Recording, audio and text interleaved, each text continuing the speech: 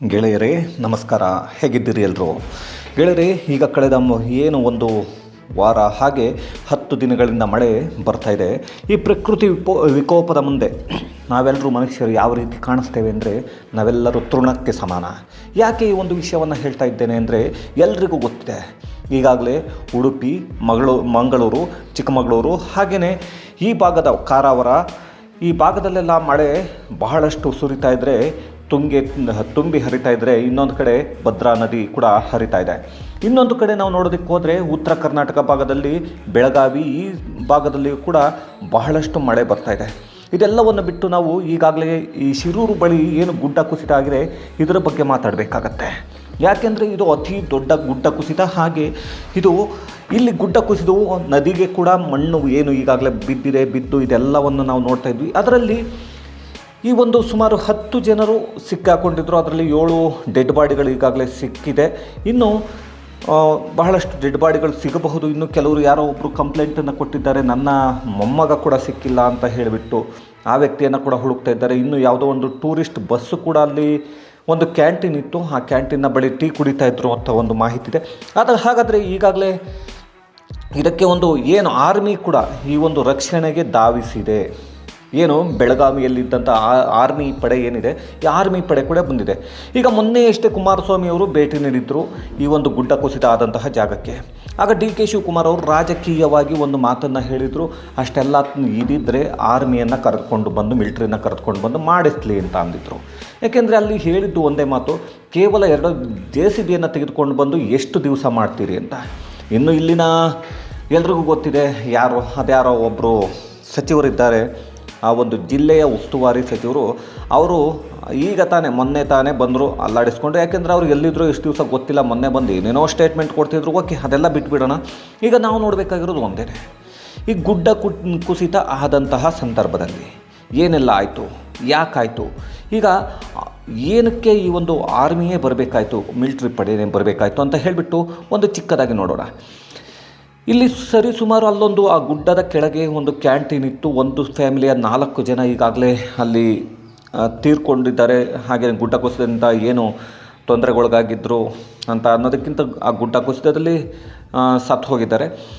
ಅದರ ಜೊತೆಗೆ ನಾವು ನೋಡೋದಾದರೆ ಅಲ್ಲಿ ಅದರ ಕೆಳಗೆ ಇನ್ನೊಬ್ಬ ವ್ಯಕ್ತಿ ಟ್ರಕ್ಕನ್ನು ನಿಲ್ಲಿಸ್ಕೊಂಡು ನಿಂತಿದ್ದ ರೆಸ್ಟ್ ಮಾಡೋದಕ್ಕೆ. ಆ ವ್ಯಕ್ತಿ ಮಲಗಿದ್ನೋ ಇಲ್ಲ ರೆಸ್ಟ್ ಮಾಡೋಕ್ಕೆ ಕೂತ್ಕೊಂಡಿದ್ನೋ ಗೊತ್ತಿಲ್ಲ. ಆದರೆ ಆ ಸಮಯದಲ್ಲಿಯೇ ಗುಡ್ಡ ಕುಸಿದಿದೆ. ಆ ಕ್ಯಾಂಟೀನ್ ಒಂದಿತ್ತು, ಆ ಕ್ಯಾಂಟೀನ್ ಹತ್ರ ಬಹಳಷ್ಟು ಜನರು ತಿಂಡಿ ತಿನ್ನೋದಕ್ಕೆ, ಊಟ ಮಾಡೋದಕ್ಕೆ, ರೆಸ್ಟ್ಗೆ ಅಂತ ನಿಲ್ಲಿಸ್ತಿದ್ರು. ಇದು ಅವೈಜ್ಞಾನಿಕ ಇದು ಏನು ಕಾಮಗಾರಿ ನಡೆದಿದೆ ಎನ್ನುವಂಥದ್ದು ಬಹಳಷ್ಟು ಜನರು ಹೇಳುವಂಥದ್ದು. ಇದಕ್ಕೆ ಮೊದಲು ಕೂಡ ಬಹಳಷ್ಟು ಜನ ಹೇಳಿದರು, ಈ ಗುಡ್ಡ ಯಾವ ಸಮಯದಲ್ಲಿ ಬೇಕಾದರೂ ಕುಸಿಬಹುದು, ಇದಕ್ಕೆ ತಡೆಗೋಡೆ ಬೇಕು, ಇದನ್ನು ಸರಿಯಾದ ರೀತಿಯಲ್ಲಿ ಮಾಡಿಲ್ಲ ಅಂತ. ಆದರೆ ಇಲ್ಲಿ ಏನೇ ಮಾಡಿದರೂ ಬಿಟ್ಟರು ಇವತ್ತು ಅದು ಲೆಕ್ಕಕ್ಕೆ ಬರೋದಿಲ್ಲ. ಇವತ್ತು ಗುಡ್ಡ ಕುಸಿದಾಗಿದೆ, ಇದನ್ನು ಮುಂದಕ್ಕೆ ಏನು ಮಾಡಬೇಕು ಯೋಚನೆ ಮಾಡಬೇಕು. ಸಿದ್ದರಾಮಯ್ಯ ಅವರು ಕೂಡ ನಿನ್ನೆ ಹೋಗಿದ್ದರು.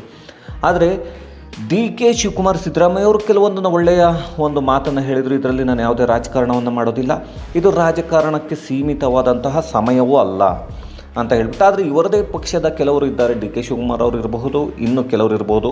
ಇವರೆಲ್ಲರೂ ಮಾತಾಡುವಂಥದ್ದು ರಾಜಕೀಯವನ್ನೇ ಮಾಡ್ತಾರೆ. ಇದರಲ್ಲೂ ಕೂಡ ಬೇರೆಯವರು ಸತ್ತಂತಹ ಸಂದರ್ಭದಲ್ಲೂ ಕೂಡ ನಾವು ರಾಜಕಾರಣವನ್ನು ಮಾಡ್ತೀವಿ, ಗುಡ್ಡ ಕುಸಿದ್ರು ರಾಜಕಾರಣ ಮಾಡ್ತೀವಿ, ಮಳೆ ಬಂದರೂ ರಾಜಕಾರಣ ಮಾಡ್ತೀವಿ.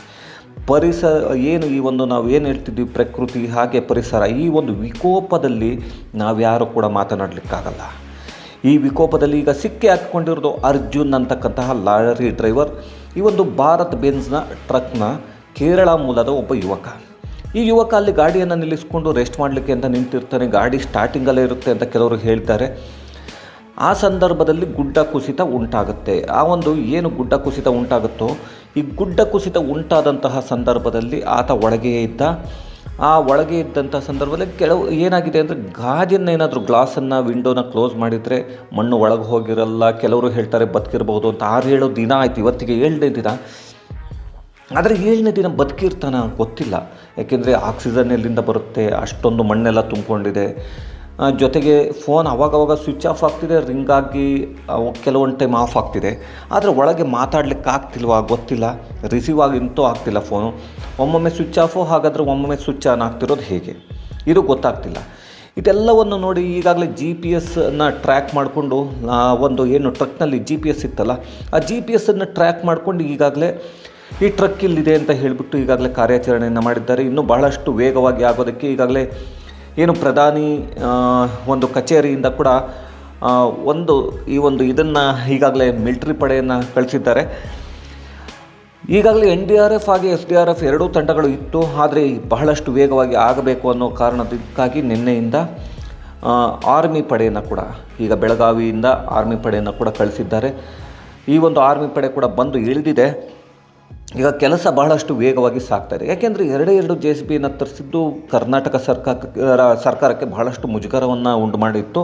ಯಾಕೆಂದರೆ ಕೇರಳ ಮೂಲದ ಯುವಕ, ಕೇರಳ ಮೂಲದ ಬಹಳಷ್ಟು ಅಂದರೆ ಕೇರಳದಲ್ಲಿ ಎಲ್ಲ ಮಾಧ್ಯಮಗಳು ಕೂಡ ಈ ಒಂದು ವಿಷಯವನ್ನು ಲೈವ್ ಆಗಿ ಟೆಲಿಕಾಸ್ಟ್ ಮಾಡ್ತಾ ಇದ್ದಾರೆ. 24/7 ಇದೇ ವಿಷಯವನ್ನು ಪ್ರಸ್ತಾಪವನ್ನು ಮಾಡ್ತಾ ಇದ್ದಾರೆ. ಕರ್ನಾಟಕ ಸರ್ಕಾರಕ್ಕೆ ಮುಜುಗರ ಉಂಟಾಗ್ತಾ ಇರೋದು ಇಲ್ಲೇನೆ. ಯಾಕೆಂದರೆ ಒಂದೆಡೆ ಆ ಕೇರಳ ಸರ್ಕಾರ ಏನಿದೆ ಅವರು ಸಪೋರ್ಟನ್ನು ಮಾಡ್ತೀವಿ ಎಂದಿದ್ದು ರಾಹುಲ್ ಗಾಂಧಿಗೆ, ಇಲ್ಲಿ ಕಾಂಗ್ರೆಸ್ ಸರ್ಕಾರ ಇದೆ. ಬಟ್ 6 ದಿನಗಳಿಂದ ತೆರವನ್ನು ಮಾಡಿ ಒಬ್ಬ ಯುವಕನನ್ನು ಉಳಿಸೋದಕ್ಕಾಗ್ತಿಲ್ಲ. ಕೇವಲ 2 JCBಯನ್ನು ತಂದು ಇವರು ಏನು ಮಾಡ್ತಿದ್ದಾರೆ, ಕರ್ನಾಟಕ ಸರ್ಕಾರ ಇಷ್ಟು ಸ್ಲೋ ಆಗಿ ಯಾಕೆ ಮಾಡ್ತಿದೆ ಅನ್ನೋದನ್ನು ಅಲ್ಲಿನ ಚಾನಲ್ಗಳು ಕೂಡ ತೋರಿಸ್ತಾ ಇದೆ. ಇದೆಲ್ಲವನ್ನು ಗಮನಿಸಿದಾಗ ನನಗೆ ಅನ್ನಿಸ್ಬೇಕಾಗಿರೋದು ಒಂದೇ, ಇಲ್ಲಿ ಯಾಕೆಂದರೆ ಬಹಳಷ್ಟು ನೀರಿದೆ, ಬಹಳಷ್ಟು ಮಳೆ ಬರ್ತಾನೆ ಇದೆ, ನಿಲ್ತಾನೆ ಇದೆ. ಆದರೆ ಮಾಡುವಂತಹ ಕೆಲಸ ಯಾವ ರೀತಿ ಇದೆ ಅನ್ನೋದು ಇಂಪಾರ್ಟೆಂಟ್ ಆಗುತ್ತೆ. ಪ್ರತಿ ಸಂದರ್ಭದಲ್ಲೂ ಆ ಕೇರಳ ಒಂದು ಮಾಧ್ಯಮಗಳೇನಿದೆ ಕೇರಳದಲ್ಲಿ, ಆ ಮಾಧ್ಯಮಗಳು ಇದೇ ವಿಷಯವನ್ನು ಪ್ರಸ್ತಾಪ ಮಾಡಿ ಬಿತ್ತರಿಸ್ತಾ ಇರೋದ್ರಿಂದ ಇಲ್ಲಿ ಕರ್ನಾಟಕ ಸರ್ಕಾರಕ್ಕೆ ಮುಜುಗರವನ್ನು ಕೂಡ ಉಂಟು ಮಾಡಿದೆ. ಹಾಗಾಗಿ ಇದು ಬಹಳಷ್ಟು ವೇಗವಾಗಿ ಸಾಗಿ ಬಹಳಷ್ಟು ರೀತಿಯಲ್ಲಿ ಅಂದರೆ ಬೇಗ ನಡಿಬೇಕಾಗತ್ತೆ. ಎಲ್ಲರೂ ಹೇಳುವ ಹಾಗೆ ಸ್ಥಳೀಯರೇ ಆಗಲಿ, ಹಾಗೆಯೇ ಅಲ್ಲಿನ DC ಇರ್ಬೋದು, ಹಾಗೆ ಕೃಷ್ಣ ಬೈರೇಗೌಡರು ಕೂಡ ಹೇಳ್ತಾಯಿದ್ರು ಈ ಟ್ರಕ್ ಈ ಜಾಗದಲ್ಲಿ ಇಲ್ಲ, ಅದು ಗುಡ್ಡ ಕುಸಿದಾಗ ನೀರಿನ ಒಳಗೆ ಹೋಗಿ ಅಲ್ಲೆಲ್ಲೋ ಮುಚ್ಕೊಂಡಿರ್ಬೋದು. ಅಂದರೆ ನದಿಯ ಒಳಗೆ, ನದಿಯು ಕೂಡ ಮುಚ್ಕೊಂಡಿದೆ ಗುಡ್ಡ ಕುಸಿದ್ರಿಂದ, ಹಾಗಾಗಿ ಅಲ್ಲಿ ಇರಬಹುದು ಅಂತ ಕೃಷ್ಣ ಬೈರೇಗೌಡರು ಹೇಳ್ತಾರೆ. ಇನ್ನು ಅಲ್ಲಿನ DC ಆಗಿರಬಹುದು, ಹಾಗೆ ಸ್ಥಳೀಯರಾಗಿರಬಹುದು, ಇಷ್ಟು ದಿನ ಬದುಕಲಿಕ್ಕೆ ಚಾನ್ಸೇ ಇಲ್ಲ ಒಳಗಡೆ, ಆತ ಸತ್ತು ಹೋಗಿರಬಹುದು, ಬದುಕಿರಲ್ಲ ಅಂತ ಹೇಳ್ತಿದ್ದಾರೆ. ಗೊತ್ತಿಲ್ಲ ಕೊನೆಗೆ ಫೈನಲಿ ಏನಾಗಬಹುದು ಅಂತ. ಆದರೆ ನಮ್ಮೆಲ್ಲರ ಆಶೆ ಏನು ಅಂದರೆ, ನಮಗೂ ಕೂಡ ಹಾಗೆ ಅನಿಸುತ್ತೆ, ಒಳಗೆ ಈಗ ಒಳಗೆ ಮಣ್ಣೆಲ್ಲ ಮುಚ್ಕೊಂಡ ಮೇಲೆ ಆಕ್ಸಿಜನ್ ಎಲ್ಲಿಂದ ಬರುತ್ತೆ. ಆದರೆ ಇನ್ನೊಂದು ಕಡೆ ಅನುಮಾನ ಬರೋದೇನೆಂದರೆ, ಫೋನು ಆವಾಗವಾಗ ಸ್ವಿಚ್ ಆಫ್ ಆಗ್ತಿದೆ, ಆವಾಗವಾಗ ಆನ್ ಆಗ್ತಿದೆ, ರಿಂಗ್ ಆಗ್ತಿದೆ. ಇದು ಯಾವ ರೀತಿ ಆಗುತ್ತೆ? ಏನಾದರೂ ಈ ಮನುಷ್ಯನಿಗೆ ಅಲ್ಲಿ ಫೋನನ್ನು ರಿಸೀವ್ ಮಾಡೋದಕ್ಕೂ ಆಗದೆ ಒದ್ದಾಡಿಕೊಂಡು ಈಗ 6-7 ದಿವಸ ಊಟ ಇಲ್ಲದೆ ಏನೂ ಇಲ್ಲದೆ ಈ ಒಬ್ಬ ಚಾಲಕ ಏನಿದ್ದಾನೆ, ಲಾರಿ ಚಾಲಕ, ಈತನಿಗೇನಾದರೂ ಅಲ್ಲಿ ಒಳಗೆ ಏನು ಫೋನನ್ನು ಸ್ವಿಚ್ ಆಫ್ ಮಾಡಿ ಆನ್ ಮಾಡೋದಕ್ಕೆ ಕಷ್ಟ ಆಗ್ತಿದೆಯಾ ಅಂತ ಕೂಡ ಅನುಮಾನ ಇದೆ. ಆದರೆ ಎಲ್ಲರೂ ಕೂಡ ಈಗಾಗಲೇ ಅರ್ಜುನ್ ಬದುಕಿ ಬಾ ಅಂತಕ್ಕಂತಹ ಒಂದು ಟ್ರೆಂಡ್ ಈ ಒಂದು ಏನು ಈಗ ಆಗಲೇ ಕೇರಳದಲ್ಲಿ ಸೋಷಿಯಲ್ ಮೀಡಿಯಾದಲ್ಲಿ ಹಾಗೆ ಮಾಧ್ಯಮಗಳಲ್ಲಿ ಕೂಡ ಬಿತ್ತರಿಸಲಾಗ್ತಾ ಇದೆ. ಗೊತ್ತಿಲ್ಲ, ಈಗ ನಮ್ಮ ಆಶಯ ಕೂಡ ಅದೇ, ಒಬ್ಬ ಮನುಷ್ಯನ ಜೀವವನ್ನು ತೆಗೆಯೋದಕ್ಕೆ ನಾವು ಅಂದರೆ ಯಾವುದೇ ಒಬ್ಬ ವ್ಯಕ್ತಿ ಜೀವ ಹೋಗಲಿ ಅಂತ ಯೋಚನೆ ಮಾಡೋದಿಲ್ಲ. ಹಾಗಾಗಿ ಅರ್ಜುನ್ ಬದುಕಿ ಬರಲಿ ಅನ್ನೋದೇ ನಮ್ಮ ಆಶಯ ಕೂಡ. ಅದು ನಮ್ಮ ಕರ್ನಾಟಕದಲ್ಲಿ ಆದಂತಹ ಒಂದು ದುರಂತ ಹಾಗೆ ಘೋರ ಘಟನೆ ಕೂಡ ಹೌದು. ಹಾಗಂತ ಹೇಳಿಬಿಟ್ಟು ಇಲ್ಲಿ ರಾಜಕಾರಣಿಗಳು ಅವರ ಮೇಲೆ, ಕೇಂದ್ರ ಸರ್ಕಾರದ ಮೇಲೆ ಇವರ ಮೇಲೆ ಅವರು ಹೇಳ್ಕೊಂಡು ಕೂತ್ಕೊಂಡ್ರಾಗಲ್ಲ. ಅಲ್ಲಿಗೆ ಏನನ್ನು ಮಾಡಬೇಕು ಅನ್ನೋದನ್ನು ಒಂದು ಪತ್ರವನ್ನು ಬರೆದು ಅಲ್ಲಿ ಏನು ಸರಿ ಇಲ್ಲ ಅದನ್ನು ಸರಿ ಮಾಡಿಸುವ ಯೋಚನೆಯನ್ನು ಮಾಡಿ ಮುಂದಿನ ದಿನಗಳಲ್ಲಿ ಈ ರೀತಿಯಾಗಿ ಗುಡ್ಡ ಕುಸಿತ ಆಗಬಾರ್ದು. ಗುಡ್ಡವನ್ನು ಎಲ್ಲಿ ಕೊರೆದು ಒಂದು ರಸ್ತೆಯನ್ನು ನಿರ್ಮಿಸಲಾಗುತ್ತೋ ಅಲ್ಲಿ ಏನೆಲ್ಲ ಒಂದು ತಡೆಗೋಡೆಗಳನ್ನ ನಿರ್ಮಿಸಬೇಕು ಅದೆಲ್ಲದಕ್ಕೂ ಒಂದು ಪತ್ರವನ್ನು ಬರೆದು ಎಲ್ಲೆಲ್ಲಿ ಆಗಿದೆ, ಇದೊಂದು ಕಡೆ ಆಗಿರೋದು ಒಂದು ಪಾಠ ಆಗಬೇಕು. ಅದನ್ನು ಬಿಟ್ಟು ಅದರಲ್ಲಿ ರಾಜಕಾರಣವನ್ನು ಮಾಡ್ತೀನಿ ಅಂದರೆ ಅದು ತಪ್ಪಾಗತ್ತೆ. ಸೊ ಇದೆಲ್ಲವನ್ನು ತಲೆಯಲ್ಲಿ ಇಟ್ಕೊಂಡು ಕರ್ನಾಟಕ ಸರ್ಕಾರ ಮುಂದಿನ ದಿನಗಳಲ್ಲಿ ಯಾವ ರೀತಿಯಾಗಿ ಒಂದು ಕ್ರಮವನ್ನು ತೆಗೆದುಕೊಳ್ಳುತ್ತೆ ಅನ್ನೋದನ್ನು ನೋಡಬೇಕಾಗತ್ತೆ. ಹಾಗಾಗಿ ಈಗಾಗಲೇ ಆರ್ಮಿ ಪಡೆಯನ್ನು ಇವರು ಕೇಳಿದ್ರು, DK ಶಿವಕುಮಾರ್ ಅವರು, ಕುಮಾರಸ್ವಾಮಿ ಅವರು ಕರೆಸ್ತಾರಂತ ಆರ್ಮಿ ಪಡೆಯನ್ನು ಪ್ರಧಾನಮಂತ್ರಿ ಕಚೇರಿ ಈಗಾಗಲೇ ಕಳಿಸಿಕೊಟ್ಟಿದೆ. ಮುಂದೆ ಈಗ ನಡೀತಾ ಇದೆ. ಇವತ್ತು ಸಂಜೆಯ ಒಳಗೆ ಅರ್ಜುನ್ ಯಾವ ಸ್ಥಿತಿಯಲ್ಲಿದ್ದಾನೆ ಅಂತ ಹೇಳಿಬಿಟ್ಟು ಗೊತ್ತಾಗುತ್ತೆ. ಬದುಕಿ ಬರಲಿ ಅನ್ನೋದೇ ನಮ್ಮ ಆಶಯ ಕೂಡ. ಈ ಒಂದು ವಿಡಿಯೋವನ್ನು ನೋಡಿದ್ದಕ್ಕಾಗಿ ಧನ್ಯವಾದಗಳು. Thank you very much. ಮತ್ತು ಮುಂದಿನ ವಿಡಿಯೋದಲ್ಲಿ ಸಿಗೋಣ. ಅಲ್ಲಿಯವರೆಗೂ ನಮಸ್ಕಾರ.